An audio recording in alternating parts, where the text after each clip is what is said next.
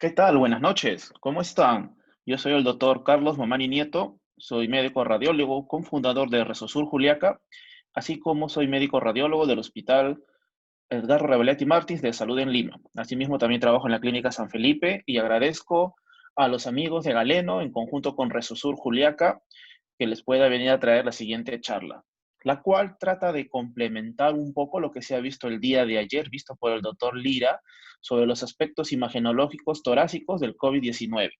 A mí en esta oportunidad me toca hacer la parte de imagenología no torácica. Es un tema que generalmente no se expone mucho, es un tema que está en constante evolución y es algo de los que les quiero hablar ahora para que se unifiquen algunos criterios y tengamos al menos un basal para posteriores actualizaciones de contenido teórico que semana a semana se viene publicando. La idea general que es que el virus SARS-CoV-2 eh, al entrar al cuerpo, usa el receptor de la enzima convertidora de angiotensina 2 para poder ingresar a la célula y poder hacer todo su ciclo de replicación. Entonces, valga la verdad, es interesante entender que donde haya este receptor ECA2, pues es un tejido susceptible a la infección por el virus del SARS-CoV-2, ¿no? Y nosotros lo vamos a encontrar ¿en dónde? Lo vamos a encontrar tanto en la mucosa oral, en la mucosa nasal, en la nasofaringe, en el pulmón, que es donde predominantemente es el cuadro de la presente enfermedad, pero que también es, aunque es menos grave y menos infrecuente, también tiene manifestaciones en otros órganos. Entonces, es interesante recordar que también lo tenemos en el estómago, en el intestino delgado, en el colon, en la piel, en nódulos linfáticos, en el timo, cuando son niños, médula ósea, vasos, riñón, cerebro, epitelio biliar y también en el hígado. Mientras recordemos esto, pues más o menos podemos inferir en dónde puede haber algún tipo de compromiso y lo que nos compete en la charla de nosotros es ver si es que hay una forma de evaluarlo por imagen. Vamos a pasar al área de manifestaciones neurológicas como primer punto y generalmente es el punto que más se va a desarrollar. Como introducción, ¿qué vamos a decir?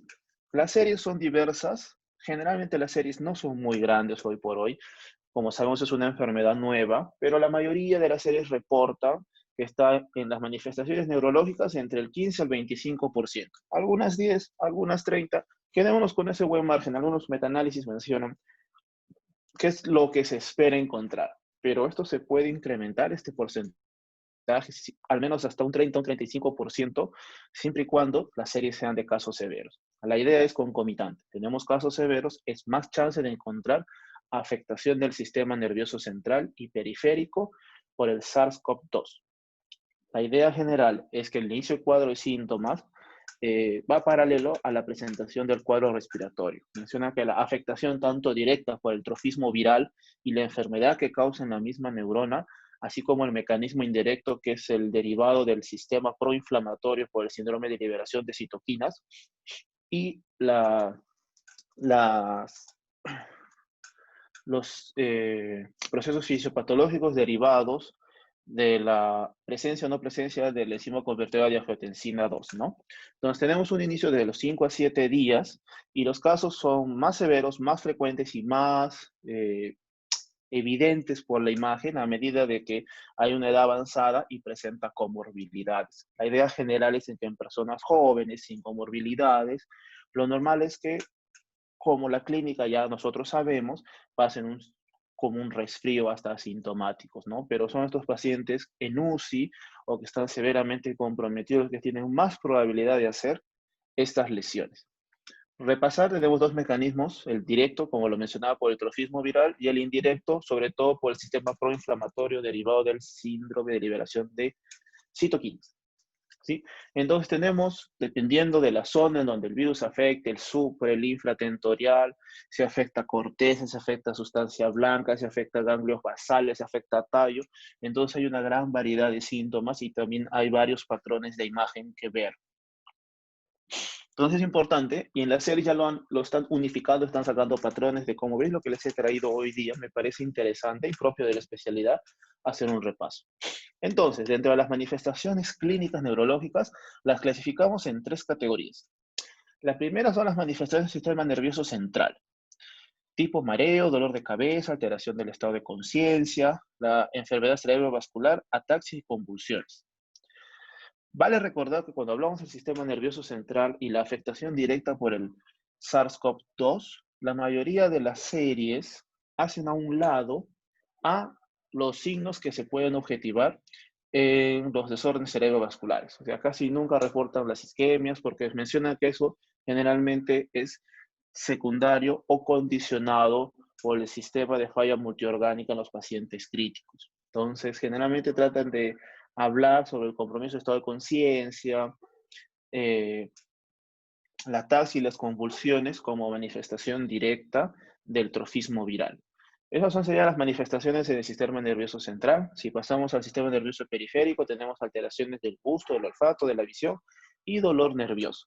Y aparte tenemos manifestaciones propias del sistema musculoesquelético, ¿no? Ese dolor post-sedación o post-estancia en UCI también tiene su razón de ser por el trofismo viral que tiene este virus a nivel de las fibras nerviosas periféricas, ¿no? Entonces, lo que acá habíamos repasado son las manifestaciones clínicas neurológicas, pero vamos a pasar a cómo se podría ver la afectación del virus en el cerebro, ¿no? Muchos, como se vienen dando los continuos seminarios, bastante se habla de la imagen de tomografía en el tórax, porque es lo que hace más o menos el diagnóstico, los correlatos clínicos y la evolución. Entonces, poco se habla de imagen de resonancia de cerebro en el COVID, pero si ustedes revisan la literatura, es una literatura en los pacientes graves que está cada vez incrementándose porque están detectando lesiones que podrían devenir en el futuro pronóstico del paciente. Como sabes, una enfermedad joven, tiene menos de medio año o casi medio año, y constantemente viene sufriendo actualizaciones en el conocimiento según la evidencia que salga disponible. Si nos enfocamos en el tipo de imagen que se ve por resonancia en la evaluación del cerebro, vamos a encontrar 3 patrones prevalentes dentro de los 10 patrones que se están describiendo hasta ahora. Pero me interesa focalizar estos 3 patrones porque entre los 3 está más o menos el 85 al 90% de todas las manifestaciones que se pueda ver en el cerebro por el SARS-CoV-2. Los patrones son anormalidades focales de señal, generalmente en FLAIR con lesiones de hiperseñal, en el lóbulo temporal medial o en el cuerpo calloso, a predominio del lóbulo temporal medial que sí o sí tiene que estar. Esto más o menos se ve entre un 40 al 45% de las diversas series, que es la lesión predominante. Así es como tenemos la chance de 1 en 2 de ver cuando hay compromiso del SARS-CoV-2 en el sistema nervioso central, a través de lesiones de hiperseñal, en FLAIR o en T2, de baja señal en T1, localizadas predominantemente en el lóbulo temporal medial. Sabemos el lóbulo temporal medial es un lugar especial porque tiene bastante trofismo viral, como ya nosotros hemos comprendido en las clases anteriores de infecciones víricas cerebrales. El segundo patrón prevalente son lesiones hipertensas multifocales de materia blanca, o sea, de la sustancia blanca, pero que no son confluentes y estas son objetivadas en FLAIR, ¿sí?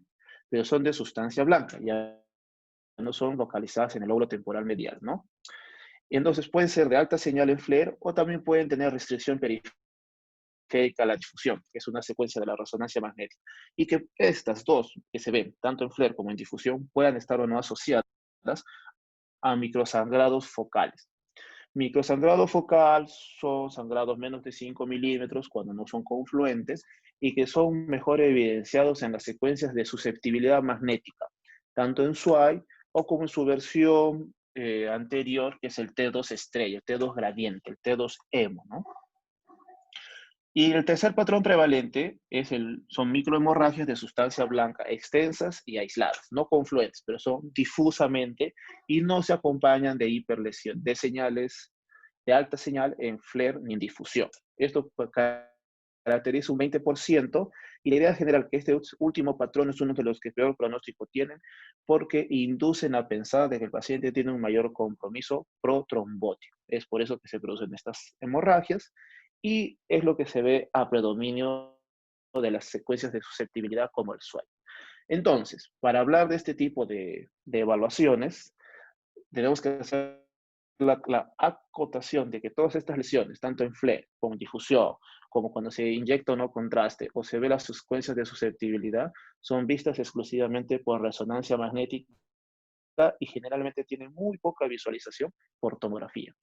Entonces, es importante remarcar que cuando uno quiere evaluar el compromiso del sistema nervioso central por alguna infección, y en general por una infección, ¿no? Y focalizadamente ahora por el coronavirus, nosotros tenemos que recordar que tenemos que usar resonancia magnética, ¿sí? Resonancia magnética, no tomografía. Les vamos a poner unos ejemplitos de cada uno de los patrones. Acá tenemos un ejemplo del patrón 1. Si recordamos, el patrón 1 era anormalidades de señal, que eran altas señales en FLAIR, pero lo que mandaba era la localización. Estaban en el lóbulo temporal medial o en el cuerpo calloso. Y esto configuraba generalmente hasta el 45% de las series que tenemos actuales en circulación. Acá tenemos un varón, imágenes de encéfalo por resonancia magnética en un varón de 60 años. Como factor de riesgo es obeso y su cuadro clínico, aparte del problema respiratorio por el cual había venido por su diagnóstico de COVID, viene con alteración del estado de conciencia. Nosotros acá tenemos que recordar que en resonancia tenemos múltiples secuencias. Una de ellas, y una de las más útiles, es el FLAIR. Entre todas se complementan, pero siempre hay unas que tienen un mayor predominio. Esas son secuencias FLAIR. La secuencia FLAIR es una secuencia basada en la ponderación T2, pero con supresión del líquido libre del sistema ventricular, cosa que nos muestra focos de alta señal de edema que está dentro del parénquima y no es líquido libre intraventricular ni extraxial. Son dos cortes consecutivos del mismo paciente. Para denotar acá, esta es la región de la evaluación del lóbulo temporal medial, o sea, la región del hipocampo, donde se busca las lesiones más frecuentes que les venía comentando del patrón 1, que son lesiones de hiperseñal que se ven acá a nivel cortical, a predominio de la región temporal izquierda. Asimismo, este mismo paciente también tiene lesiones de hiperseñal acá en el cuerpo calloso central. Esto no es normal, esto debe ser negrito igual que acá arriba, pero acá se ve de alta señal. Entonces, es un patrón clásico que se ve hasta en el 43% de las personas, la afectación solo de hiperseñal, sin sangrado, sin captaciones del contraste, pero lo que manda es la localización espacial de la lesión, en la región temporal y en el cuerpo calloso. Pero a predominio de sí o sí de la región temporal, como es este paciente. Acá tenemos otro pacientito, un poco más crítico, también que cumple con el criterio del patrón 1. Es un varón de 65 años, como factor de riesgo diabético, y presenta debilidad o sedación. Entonces, este ya menciona que estaba en un día como 20, como 25 post, entonces lo extubaron y el paciente igual seguía con alteración de la conciencia, pero ya ventilando mejor. O sea, quedó mejor del proceso respiratorio por el cual estuvo en UCI, por el cual estuvo intubado, estuvo con ventilación mecánica, pero no despertaba, ¿no? Y pensaban que era parte de la analgesia que se había extendido. El paciente pasó a resonancia porque seguía con alteración del estado de conciencia y debilidad post-sedación en la evaluación física y se dieron cuenta que tenía múltiples lesiones de la sustancia blanca, predominio central, ¿sí? En forma bilateral y de aspecto confluente, tanto a nivel de la sustancia blanca, la corona radiada, la sustancia blanca subcortical, la sustancia blanca profunda, acá donde se ve de mayor magnitud a nivel occipital derecho y también en un corte inferior, ambos son FLAIR también, vamos a ver a nivel del infratentorio que hay compromiso de los pedúnculos cerebelosos, o sea, los que unen el cerebelo con el puente cerebral, con el puente encefálico, ¿no? Con el bulbo encefálico. Entonces, un paciente de 61 años, algún factor de riesgo más debe haber porque hay, me parece que hay mucha involución cerebral, pero la idea es ver que nosotros en FLAIR, que es una de las secuencias más útiles en resonancia magnética a nivel de cerebro, es que vemos, esta no es la señal habitual, ¿no? La señal debería ser más o menos como por acá, así medio negrito, medio de baja señal, y acá toda esta parte está elevada de alta señal, y también la región central del cuerpo calloso. Entonces, ese es un patrón 1, una variante del patrón 1 que también se ve, pero de mayor magnitud, a diferencia de la primera que habíamos visto acá en la región temporal. Sí, entonces, vamos a pasar al patrón 2. Ese es un patrón 2 sin sangrado, variante sin sangrado, porque decíamos que podía haber lesiones confluentes, perdón, lesiones de alta señal en flare o en difusión, no confluentes en sustancia blanca, como estamos viendo en estas presentes imágenes. Ahora les voy a explicar cuál es cada una de las secuencias y qué se busca en cada secuencia por resonancia magnética. Entonces, tenemos un pacientito de 65 años con alteración del estado de conciencia. Me acuerdo que la referencia bibliográfica mencionaba que ya tenía al menos 3 semanas desde el debut de COVID y el paciente ya había salido de ventilación. Estaba con apoyo oxigenatorio, pero no tenía un estado de conciencia significativo. Entonces, la evaluación neurológica mencionaron que sería prudente hacer un estudio de resonancia magnética para valorar compromiso del sistema nervioso central por el COVID. Miren cómo hace un mes, 2 meses, uno solo pensaba que el COVID tenía su mayor magnitud de afectación en el pulmón. Y en verdad es cierto, o sea, es el que predomina. Pero hay cosas que semana a semana va saliendo nueva literatura que nos hace reflexionar que el COVID es una enfermedad global. ¿Por qué? Porque depende de dónde esté el receptor. Y así también como depende de dónde dé las complicaciones secundarias después de la falla multiorgánica o síndrome del estrés respiratorio, ¿no? Entonces, volvamos al paciente. Todas las imágenes son del mismo paciente, solo que son en diferentes cortes. Todos los cortes de arriba son a un mismo nivel en diferentes secuencias, así como los cortes de abajo son al mismo nivel, pero en diferentes secuencias. La primera secuencia, acá tenemos una secuencia de difusión. Esa es la ponderación B1000, la que le sigue es el mapa ATC, que es como su contraparte de la difusión para ver si hay o no restricción a la difusión. Entonces, las dos primeras imágenes, tanto arriba como abajo, son al mismo nivel, pero son una combinación de hallazgos de visualización de mapas para ver si hay o no restricción. Entonces, esas son las dos primeras. La tercera imagen es la secuencia FLAIR, tanto arriba como abajo, y la cuarta imagen es la T1 contrastada, ¿ya? Entonces, vamos a mencionar que acá a un nivel supratentorial alto, o al menos más alto que el corte inferior acá a nivel de los ganglios basales, vamos a encontrar que a nivel de los hemisferios fronto-parietales, vamos a encontrar lesiones redondeadas que no tienen a la confluencia y que se localizan en la sustancia blanca. Más o menos todas las lesiones están al mismo nivel, porque es un mismo corte, ¿no? En diferentes secuencias. Si hacemos la valoración en la secuencia de difusión, que son estas dos primeras imágenes, tanto arriba como abajo, vamos a ver que tanto hay alta señal en B1000 como en mapa ADC, a predominio del centro. Eso significa que es un edema vasogénico. No hay restricción a la difusión en el contenido central. Pero si nosotros vemos la región periférica de estas lesiones, tienen una baja señal en el mapa ADC y una alta señal o una más alta señal que en el centro en la ponderación B1000, en el factor B1000. ¿Esto qué significa? Que pese a que es una lesión redonda y que parece homogéneamente igual, tenemos dos zonas definidas. Una zona central que no restringe a la difusión porque tiene alta señal en ambas mapas, pero una zona periférica que sí restringe, cumple el criterio de restricción. Alta señal en B1000, baja señal en el mapa ADC. Y así como hemos visto esta en la región frontal, la que la acompaña al costado cumple el mismo criterio, la que está en la frontal izquierda también, y la que está acá en la región prerolándica también. ¿Qué significa? ¿Cuál es la traducción de esta lesión periférica? Esas zonas de edema citotóxico. Y ese edema citotóxico periférico tiene que ver con el compromiso del trofismo viral y la microtrombosis isquémica que da. Ese es su correlato fisiopatológico. Entonces, estas lesiones, si nos vamos al FLAIR, tienen alta señal porque es lesión de compromiso de edema vasogénico por afectación directa del virus. Y también tenemos que al contraste, en esta oportunidad, no tienen captación. Y lo normal es que no capten.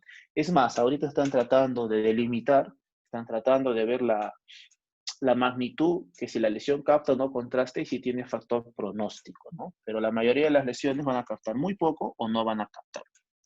Asimismo, abajo tenemos la misma temática. Tenemos lesiones de sustancia blanca, no confluentes, que periféricamente restringen a la difusión, que muestran edema vasogénico a predominio central y que no captan contraste. Este es un patrón 2, el segundo más frecuente, pero es la variante sin sangrado. ¿Por qué? Porque El autor no ha visto por consiguiente mostrar las imágenes de susceptibilidad, pero no nos muestra que hay focos de sangrado adyacentes, como quizás en la siguiente sí vamos a ver.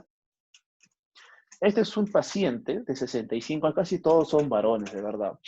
Esta serie son bastantes ejemplos de pacientes varones que casi siempre tienen o avanzada edad y o tienen comorbilidad. Este paciente también presenta debilidad post-sedación y este es un patrón 2 con microhemorragia. ¿Qué significa? Que si bien tiene lesiones focales de sustancia blanca, como ya habíamos visto, también tiene focos de sangrado.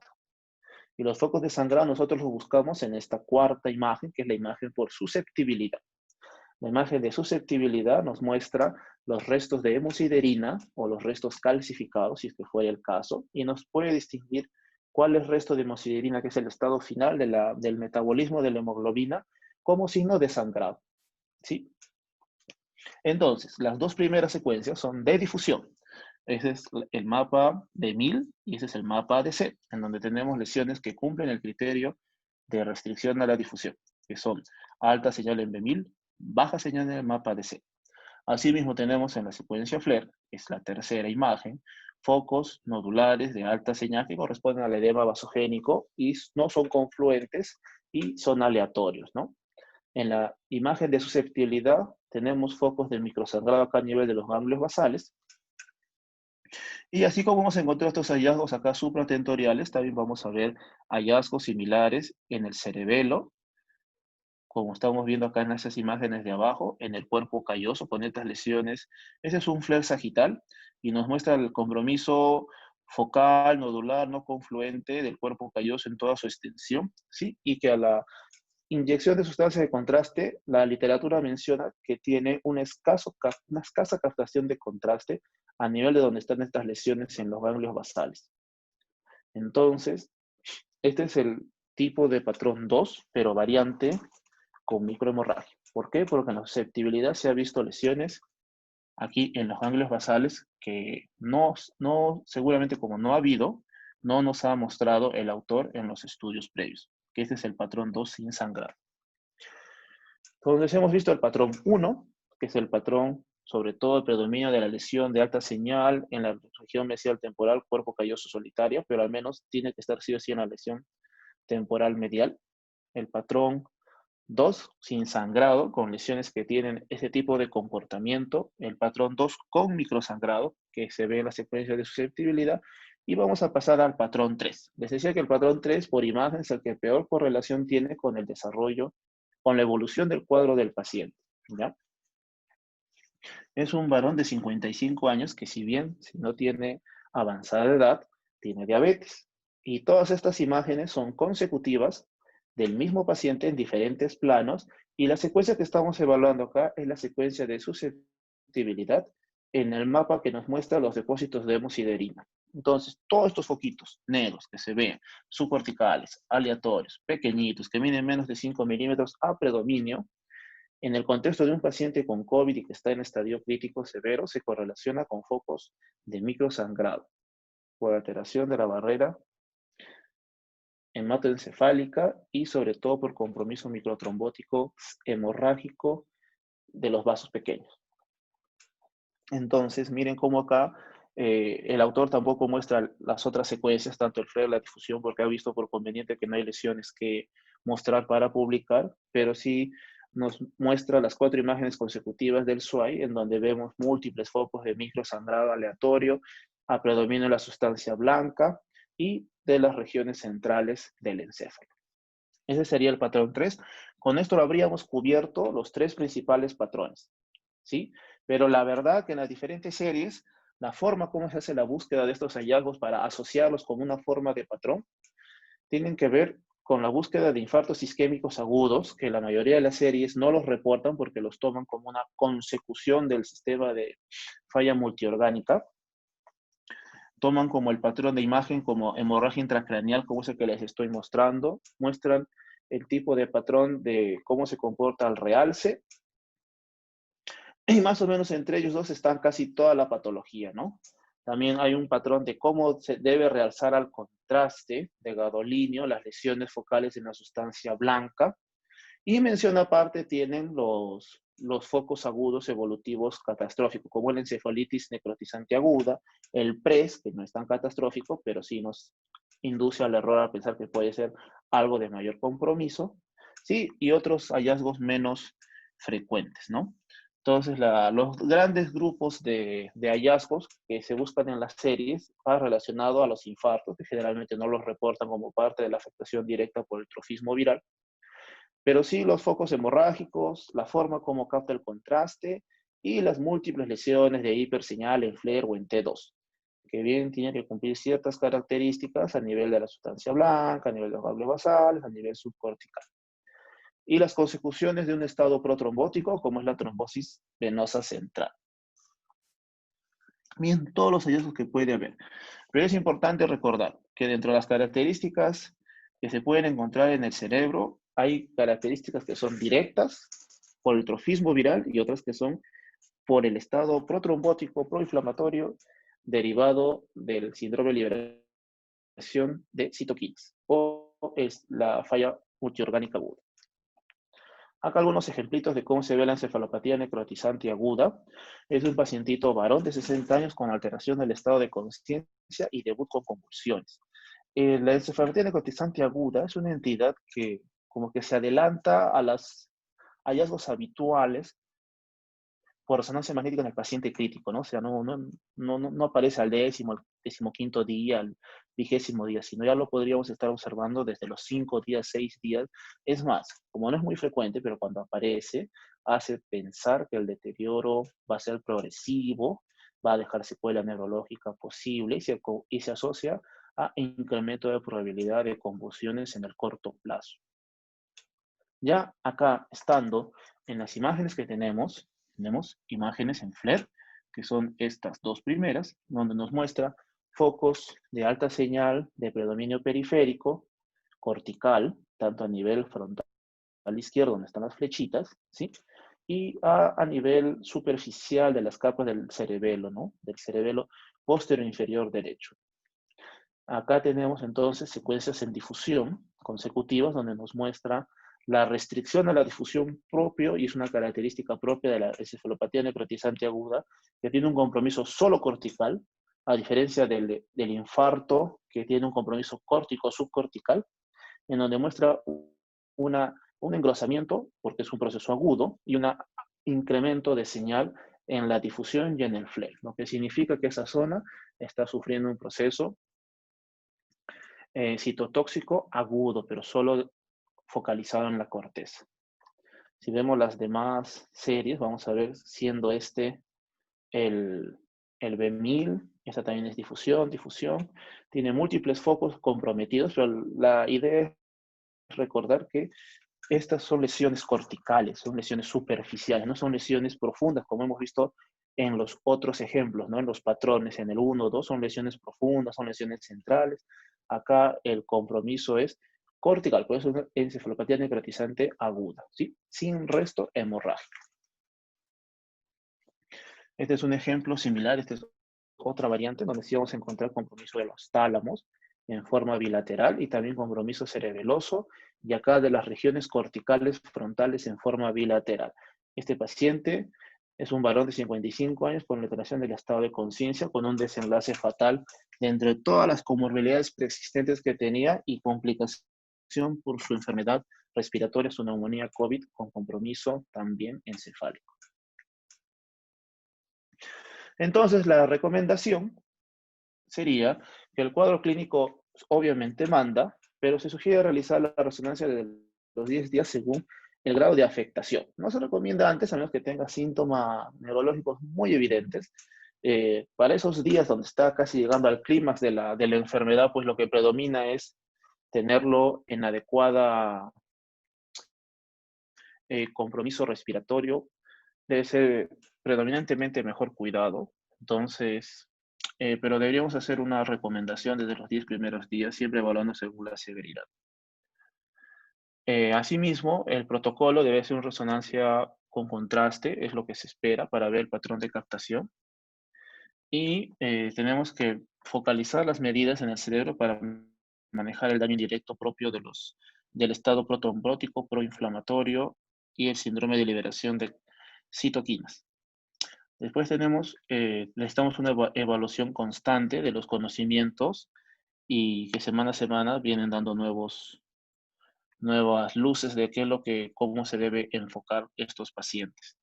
Entonces, desde ese punto de vista, yo creo que hemos tocado los temas más importantes con respecto al compromiso neurológico del sistema nervioso central por COVID. Entonces, vamos a tener ahora, después de hacer este pequeño tema, vamos a hablar sobre las manifestaciones gastrointestinales, no tanto desde el punto de vista clínico, porque eso se encarga el especialista adecuado, sino la consulta que yo tenía es que si es que hay alguna manifestación que se pueda objetivar por imagen para la evaluación de cuando hay afectación gastrointestinal por COVID, ¿sí? Eso es lo que yo les vengo a traer hoy día, algo que generalmente no se habla y también no está muy bien estudiado y recién están saliendo nuevas evidencias. Entonces, la idea es recordar una vez más, y todo viene desde esto, encontrar dónde están los receptores. Donde encontramos receptores es un órgano blanco, es un órgano potencial que puede sufrir daño por el COVID, por el virus SARS-CoV-2. Entonces, uno de ellos es el hígado. Entonces, si bien menciona que la afectación hacia el epitelio endotelial, al epitelio biliar, es frecuente, generalmente es leve y generalmente pasa desapercibida. Pero cuando la evolución va a ser grave, menciona que puede haber un compromiso inicial por trofismo viral del SARS-CoV-2. ¿Sí? Entonces, esto como laboratorialmente se manifiesta con una elevación del patrón colestásico y de las transaminasas, pero a predominio de las transaminasas. No un rango netamente de hepatitis, así de 2000, 3000, pero menciona que al menos incrementa por encima de los 400, 500 y actualmente están luchando por encontrar un punto de corte en donde sirva como factor de predicción desde el punto de vista hepático para una falla multiorgánica. Dice que se pueden encontrar estos hallazgos a partir de los 5 días después del inicio de síntomas, pero es siempre variable y a predominio del compromiso global de la persona, ¿no? Entonces va a predominar un patrón colestásico y nosotros por la imagen lo que tenemos que aportar son hallazgos inespecíficos que se puede ver en cualquier otra hepatopatía viral o también cualquier otro proceso metabólico similar, los cuales generalmente en el contexto de la UCI no se van a evaluar tanto por resonancia, sí se van a evaluar más por ecografía, por su disponibilidad, porque se puede hacer a la cabecera del paciente, por el costo. Entonces, generalmente la evaluación de los hallazgos por imagen, cuando uno sospecha compromiso hepático, primero es inespecífico, dos, generalmente el criterio laboratorial precede al criterio imagenológico, o sea, primero va a haber incremento en las transaminasas, primero va a haber cuadro clínico y después uno va a poder observar un hallazgo significativo. Y aún así, lo hubiera, este hallazgo es inespecífico. ¿Y en qué consiste este hallazgo? Pues en un patrón de infección hepática, el cual en grosso modo se caracteriza por el incremento del volumen de la víscera, o sea, una visceromegalia, una hepatomegalia, y el parénquima hepático, cuando está inflamado, tiende a obtener una menor ecogenicidad de la habitual comparada con el riñón o como se debería ver normalmente. Entonces vamos a encontrar, primero, que está grande, segundo, que está más hipoecogénico de lo normal. Entonces, cuando está hipoecogénico el parénquima y encima hay congestión hepática, perdón, hay congestión de las vías biliares o hay congestión periportal por el edema periportal, por el propio proceso inflamatorio, entonces va a haber una diferenciación de la pared de la vía biliar, de la vía portal, con el resto del parénquima hepático circundante. Entonces va a dar un aspecto de cielo estrellado. Totalmente inespecífico que se puede ver en múltiples patologías, pero va a haber como se llama un pseudo refuerzo ecográfico de las paredes, tanto biliares y vasculares, portales, con respecto al resto del parénquima hepático. Entonces vamos a encontrar edema periportal y también vamos a encontrar edema de la pared vesicular. Es uno de los tantos diferenciales de por qué la pared vesicular está engrosada, es las infecciones hepáticas.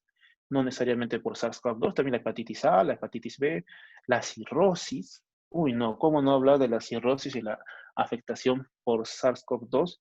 Que generalmente ya de por sí es un factor de comorbilidad, entonces tiende a mostrar un mayor compromiso, más severo y desde menor tiempo desde el inicio del cuadro. Entonces, ¿qué vemos en un paciente normal por antecedente? Un paciente clásico, joven, 20, 30 años. Generalmente, hasta por imagen no se va a ver nada, ¿no? Quizás uno le toma sus transaminasas y tampoco hay una elevación significativa o quizás no hay elevación. Entonces, lo más normal es que ese estudio por ecografía de la región del abdomen superior sea normal. Si es que acaso hubiera una discreta elevación porque el paciente se ha ido complicando por una preexistencia, pues lo mejor que se podría encontrar en un compromiso hepático es, en esta imagen lo vamos a representar. Primero es un parénquima incrementado de volumen. Como vemos acá, este es un corte con un transductor convexo en la región del hipocondrio derecho, en un corte intercostal, donde nos muestra a predominio del lóbulo hepático derecho. Entonces acá vemos cómo este parénquima está incrementado de volumen. La misma textura del parénquima es, uno, heterogénea y dos, está por debajo de su ecogenicidad normal.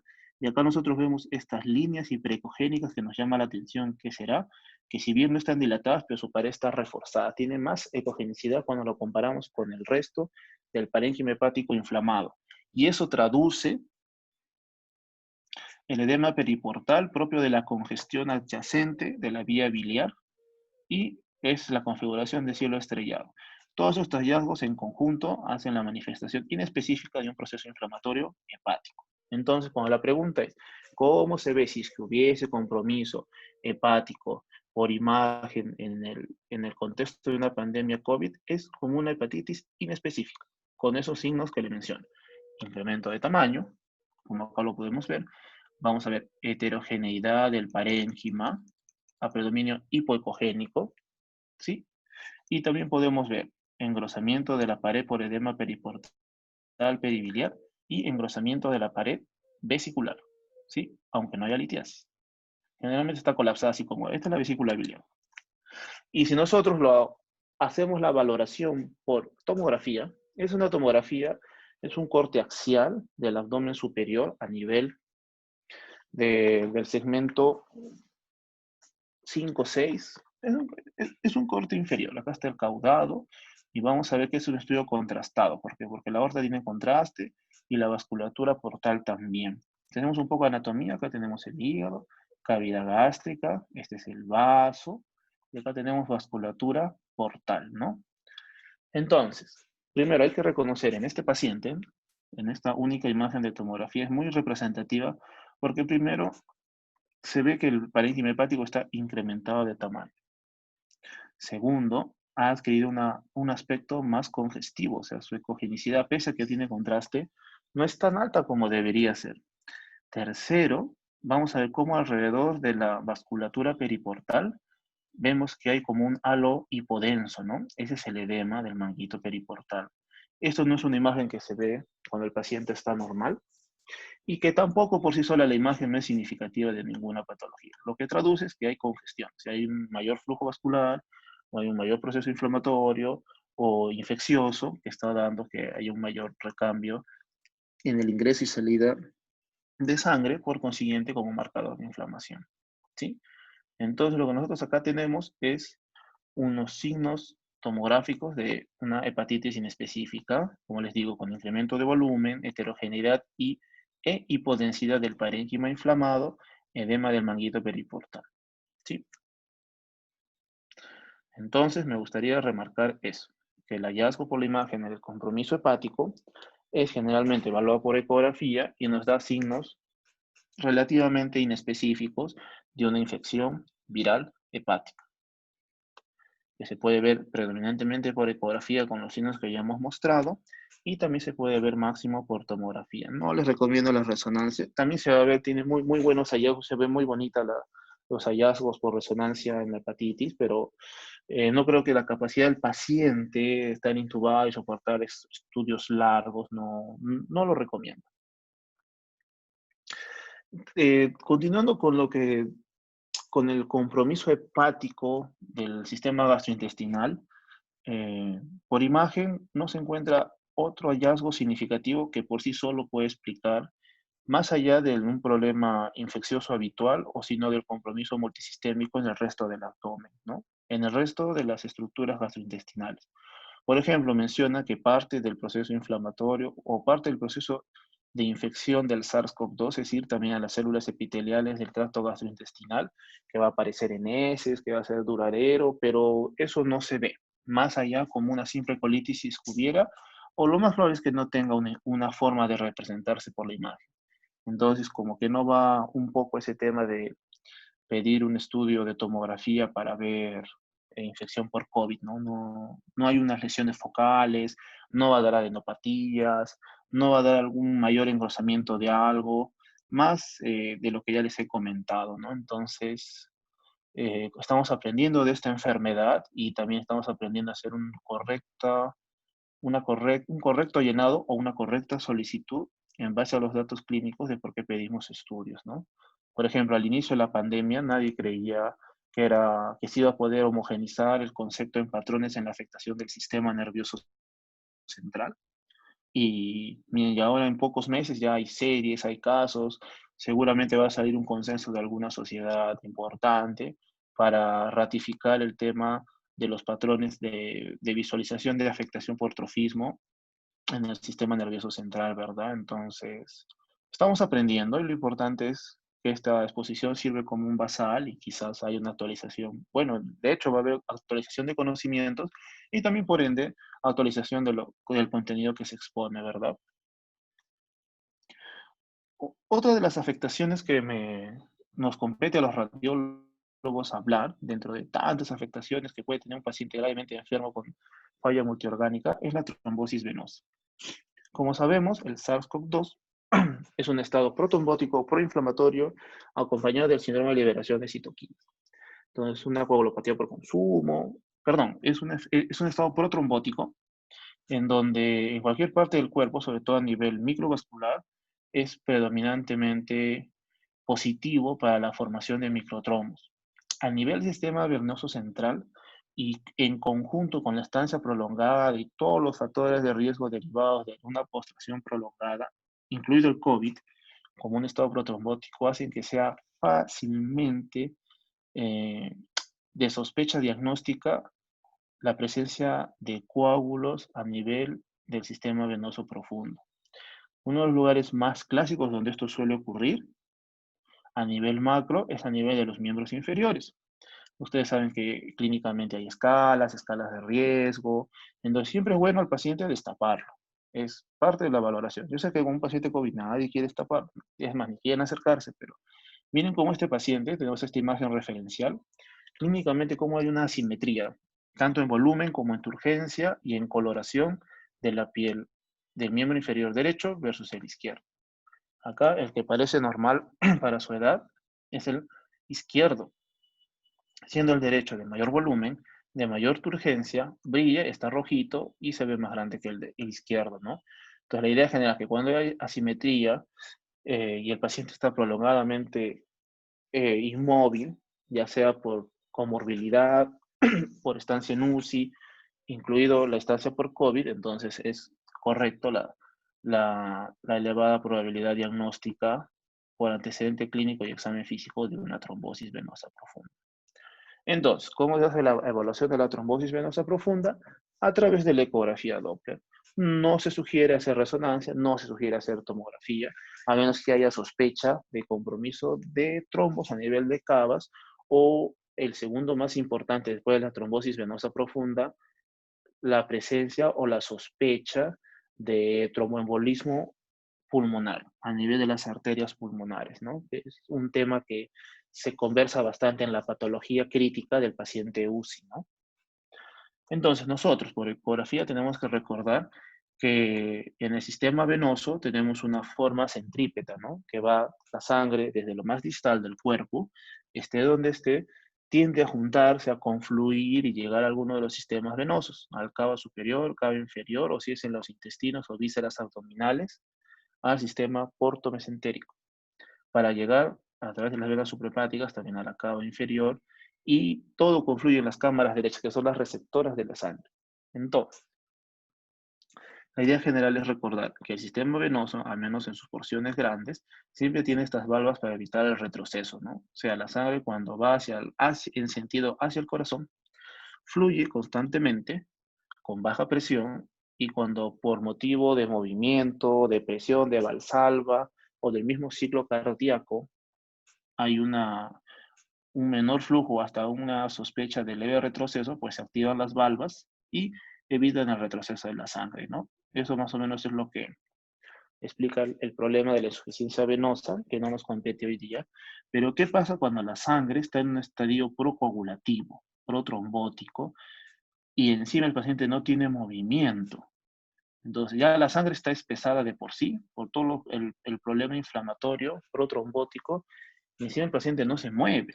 Entonces son dos de las condiciones críticas para que la sangre, que está en éstasis y está fácilmente coagulable, pues a nivel venoso comience a confluir y se coagula y se forma un trombo local. Y así vemos, miren, como poco a poco de lo que no había, pero está en un estadio pretrombótico, pasa a formar pequeños coágulos, coágulos grandes, y una vez que está formado el coágulo, está formado el trombo a nivel de la vena, pues una de las complicaciones que puede aparecer es que se fragmente uno de los coágulos que estaba en la pared y viaje a través del todo el sistema venoso hacia cavidades derechas, salga por la arteria pulmonar y se configure como un émbolo. Por eso un tromboembolismo que viene de alguna parte del cuerpo y se va en forma de émbolo hacia la circulación arterial pulmonar, que es la circulación menor. Entonces, recordar que la gran mayoría de veces la trombosis que llega al, al sistema arterial pulmonar proviene del sistema venoso profundo de los miembros inferiores, ¿sí? Así más o menos es un gráfico como se debería entender en forma de esquema, y ese es un estudio ecográfico con un transductor longitudinal lineal. Es un corte longitudinal con un transductor lineal. A diferencia de lo que habíamos visto acá en la ecografía, que es un traductor convexo, son traductores de mayor resolución local. No tienen profundidad, pero sí tiene una mejor resolución. Miren cómo acá estamos viendo este estudio Doppler, que tiene la cajita, que la interrogación para ver si hay flujo y en qué sentido se va el flujo. Miren cómo en esta evaluación vamos a ver que hay un contenido al menos isoecogénico, pero no es la clásica hipoecogenicidad de la sangre. La sangre cuando fluye es hipoecogénica, porque sus componentes, como no son sólidos, se comportan como un líquido. Entonces, aquí en este estudio Doppler de los miembros inferiores estamos viendo que hay una ecogenicidad que está comenzando a manifestarse y es significativamente larga, no es consecutiva.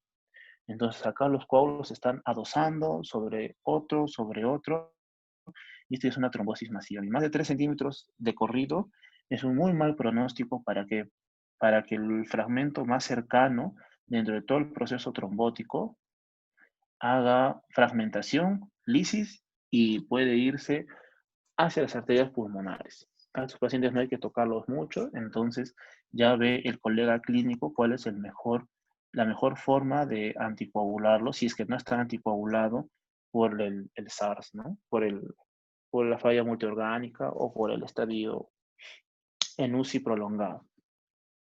Así es como se ve un trombo agudo, ¿no? Hipoecogénico, heterogéneo. Generalmente, cuando es clínicamente manifiesto, vamos a encontrar así una obstrucción completa o con muy poca zona de recanalización. Entonces, este es el tipo de hallazgos que se ve, y esto es lo clínicamente que se puede apreciar, así un incremento de volumen, porque la sangre no circula. La sangre llega a través de la arteria bien hasta lo más distal del miembro inferior, y cuando quiere regresar, su principal afluente, su principal carretera que recoge toda la sangre y la lleva hacia la cava, hacia la ilíaca, pues está trombosado por un contenido, un coágulo hemático formado. ¿Sí? Entonces, ¿cuál es la evaluación oficial? ¿Cómo normalmente se hace? Se hace de dos maneras. Se hace una valoración a través de un estudio dinámico, que significa que en un estadio sin compresión y una compresión focalizada en el lugar donde se está evaluando si es que hay o no compromiso de trombosis, para ver si es que hay amplitud o no del vaso. Estamos en la región femoral superficial izquierda. Estamos en un estudio de ecografía en un corte transversal, o sea, lo estamos viendo en forma transversal a los vasitos. Acá vamos a encontrar la arteria, porque la arteria tiene mayor grosor de pared y es más difícil de deformarla. Y acá tenemos como una pared más lisa a la vena. Y a nivel femoral es lo habitual que se vea después del transductor, el plano graso, vemos la arteria y vemos la vena por debajo. Entonces, en la imagen de la izquierda, este es un paciente que se está haciendo la ecografía con transductor lineal en corte transversal a los vasos, pero sin presión. No estamos haciendo presión acá. Y en la siguiente toma tenemos una imagen en donde se está comprimiendo en forma significativa. ¿Para qué? Porque cuando la vena tiene un trombo, ese trombo ocupa espacio. Y el trombo es un sobreagregado de sangre que no es fácilmente deformable. Entonces, cuando uno haga la presión, en vez de colapsar por la pared delgada, que es lo normal, pues si escribiera un trombo, después de la compresión no va a colapsar la pared, el lumen de la vena. Entonces sería una trombosis positiva por estudio dinámico de compresión. Tiene su lógica, es simple, hay que saberse ubicar y cuando el paciente está muy edematizado hay que saber comprimir también. Este es un caso de un paciente negativo. ¿Por qué? Porque acá en un estudio sin compresión es la amplitud habitual de la vena femoral y en un estudio con compresión vemos que hay una tendencia hacia la reducción de lo que era esto a lo que se ve acá. Y quizás si le hace un poco más de fuerza lo termina de comprimir. Y miren cómo la arteria, como tiene su presión arterial, tiene su presión siastólica y su pared es gruesa, anatómicamente, no es fácilmente deformable. Entonces miren cómo acá con una mínima presión ya la vena se colapsa y la arteria no. Entonces, esa es la valoración que se hace por estudio dinámico.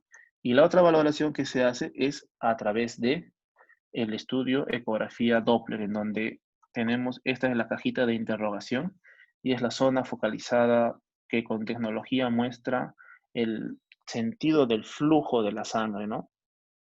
Si es rojito, si es azul, depende hacia qué orientación tenga para saber si esa sangre está viniendo o se está yendo, ¿no? Entonces acá estamos a nivel de de la confluencia de la vena femoral superficial y la vena femoral profunda. Estamos en la región femoral del tercio proximal, acá casi en la ingle. Es un estudio longitudinal. Este es un estudio de acá de la izquierda transversal porque nos interesa ver el lumen colapsado, ¿no? Y por eso lo evaluamos en forma transversal. Y acá estamos en un estudio longitudinal, o sea, en el eje mayor del vaso. Entonces acá confluye la vena femoral superficial, la vena femoral profunda, y acá vemos una ecogenicidad marcada, ¿no? Adosada a nivel de la pared, a nivel de la confluencia de estos dos vasos. Entonces lo que acá estamos viendo es que hay una trombosis dentro de la vena. Entonces, obviamente esto cuando ponemos la cajita de valoración Doppler no va a haber señal de flujo porque esto está obstruyendo, ¿no?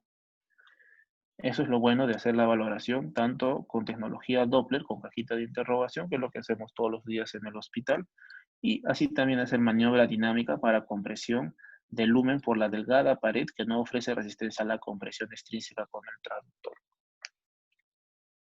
¿Sí?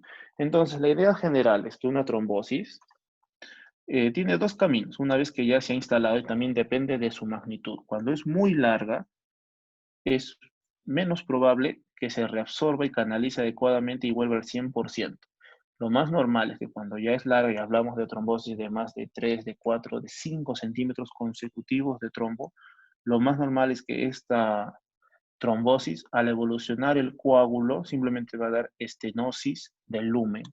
Y es la forma como se reabsorbe el coágulo, deja adosadas las paredes internas de la vena, ¿sí? En cambio, cuando la trombosis es más corta, como esta, por ejemplo, una trombosis pequeña, tiene mayor chance de absorción del coágulo sin fusión o sin estenosis luminal de la vena.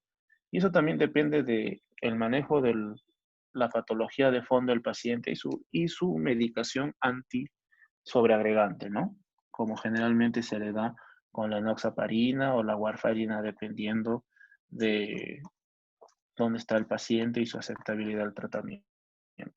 La idea general es que un coágulo conforme va avanzando, su evolución de lo que es hipoecogénico, pero que ocupa espacio, se vuelve hiperecogénico cuando es subagudo y va evolucionando, y cuando ya se hace crónico o desaparece y deja libre el lumen, o a medida que se va resolviendo va dejando fusionadas las paredes, dejando una trombosis venosa crónica sin visualización de coágulo, pero con estenosis de pared como secuela, ¿sí? Eso es otro de los hallazgos concomitantes y comunes que se puede ver en la valoración del paciente COVID. Entonces, hoy día hemos tocado tres temas. El más importante por la magnitud de la calidad de síntomas y de imágenes que se puede ver a través del hallazgo del sistema nervioso central, con los patrones que les he mostrado, que se debe ver solo por resonancia, de preferencia con contraste y generalmente a partir del 10º día. Después, aparte de todo lo que tiene que ver con accidentes cerebrovasculares, ¿no?